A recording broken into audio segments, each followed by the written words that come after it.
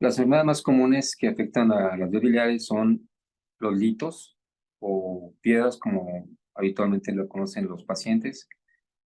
Puede haber infecciones, tumores, eh, problemas autoinmunes de la vía biliar, como colangitis esclerosante o cirrosis biliar primaria.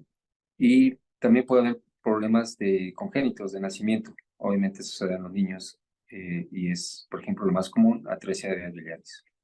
De estos problemas que acabamos de citar, por mucho, lo más frecuente son la litiasis, las piedritas en la vesícula, en la vía biliar en general.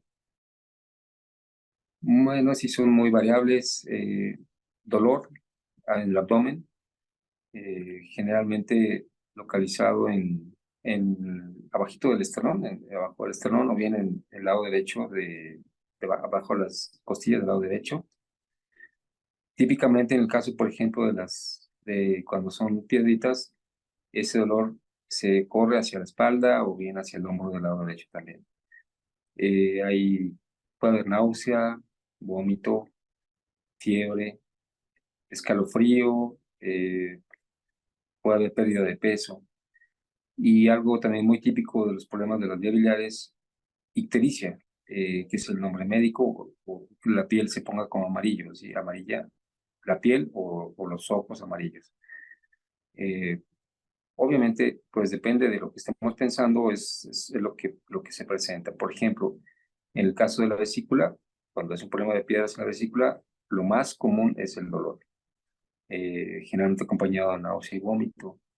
Pero, por ejemplo, el problema que tiene el paciente es un tumor, antes que el dolor, generalmente aparece la ictericia, el color amarillento de la piel o de los ojos. Entonces, así que dependiendo de lo que vayamos encontrando, lo que estamos pensando, el problema que vamos a tratar de detectar, ¿sí? Bueno, más que causas, hay factores de riesgo de estos problemas de salud.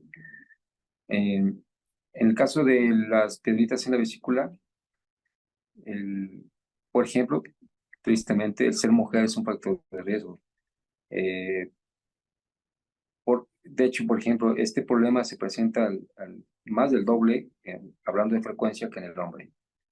¿Por qué? Bueno, la bilis está formada por tres sustancias, básicamente. O sea, hay muchos otros elementos que la conforman, aparte del agua, pero hay tres sustancias que la conforman básicamente, que son fundamentales, que son las sales biliares, el colesterol y los pigmentos biliares. Cuando se rompe el equilibrio entre estos tres elementos, entre estas tres sustancias, es cuando se forman las piedritas en la vesícula.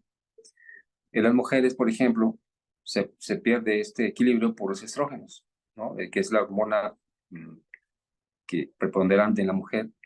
Entonces, estos estrógenos rompen este equilibrio y por eso es que tienden a tener más este problema. El embarazo, por ejemplo, el tomar anticonceptivos orales, la obesidad, también es un factor de riesgo para que puedan tener piedras en la vesícula. El cáncer de vesícula, por ejemplo, es más común en personas que fuman mucho, el tabaquismo. Las piedritas, precisamente, los litos en la vesícula, es un factor de riesgo para tener cáncer en la vesícula. Los pólipos. En el caso de la vía biliar, los factores de riesgo para tener cáncer son la colangitis esclerosante, que es un problema autoinmune.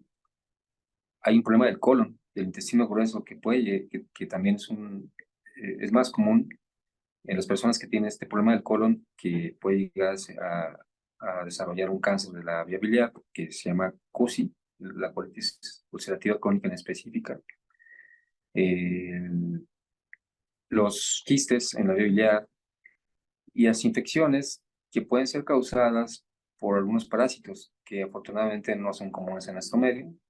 Son sobre todo parásitos que hay en Asia, que están causando infecciones en la vía biliar y que a la larga pueden llegar a presentar ocasionar un cáncer.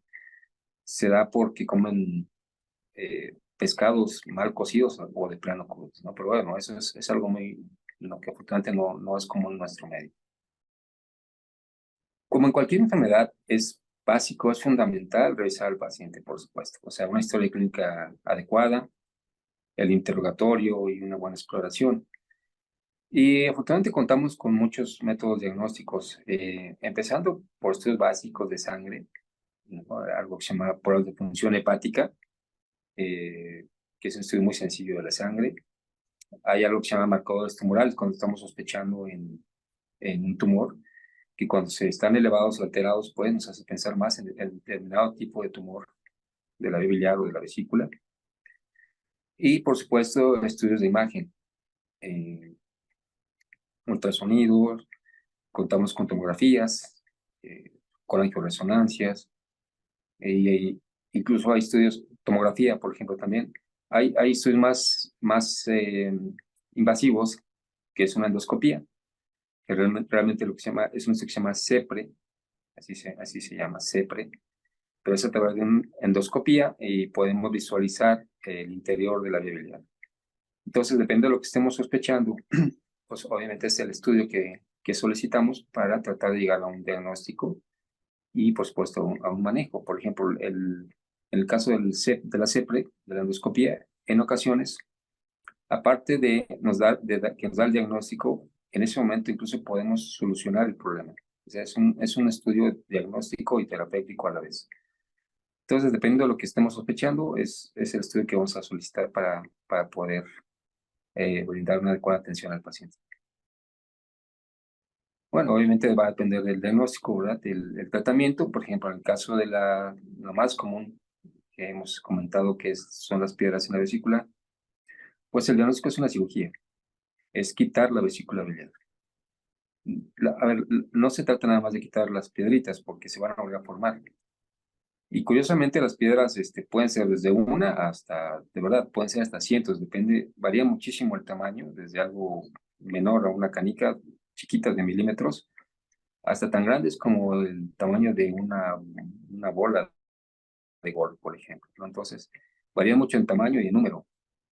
Entonces, la cirugía no consiste en extraer las piedras porque, les repito, como no funciona, no trabaja bien la vesícula, se va a volver a formar las piedras. Entonces, el tratamiento en el caso de la litiasis, piedritas en la vesícula, es extraer la vesícula. Y en el caso de los tumores, bueno, pues va a depender mucho del estadio, de lo avanzado que se encuentre ese tumor, en el caso de que sea un tumor maligno. El mejor tratamiento, sin duda, cuando se puede hacer, es la extirpación del tumor, quitarlo. Cuando desafortunadamente ya está avanzado el problema y no se puede extraer, como también con cualquier paciente que tiene cáncer, pues es un manejo paliativo, es decir, brindarle algo para que tenga una mejor calidad de vida, analgésicos, eh, quimioterapia cuando es sensible a este tratamiento. Y en el caso muy específico de la vía biliar y de la vesícula es drenar la bilis, que puede ser de manera interna a través de una endoscopía también, o de manera externa a través de una punción. Cuando le quitamos lo ictérico, lo amarillo al paciente, esto generalmente le brinda es una muy buena ayuda y una mejor calidad de vida para el paciente. Sí, es importante. Las piedritas en la vesícula son muy comunes y pueden llegarnos a ocasionar problemas muy serios de salud. Específicamente hablando de una infección que se llama colangitis, que es una infección de la vía biliar, y algo que también es una pancreatitis, es decir, una inflamación del páncreas. Estos dos problemas de salud, la colangitis y la pancreatitis, es muy común que se pueden llegar a presentar de manera secundaria a una litiasis vesicular, es decir, a piedritas en la vesícula. Estas dos patologías pueden ser muy leves, que a veces el paciente y nosotros mismos ni nos percatamos de que la tiene, pues puede ser tan severa que el paciente puede llegar a terminar en terapia intensiva e incluso puede fallecer por este problema. Entonces, no hay que confiarnos cuando se detecte una litiasis vesicular. Creo que sí es importante tener la opinión de un profesional de la salud que le diga qué es lo que hay que hacer y tratar de evitar estos problemas tan serios que pueden llegar a presentarse como la colangitis o una pancreatitis.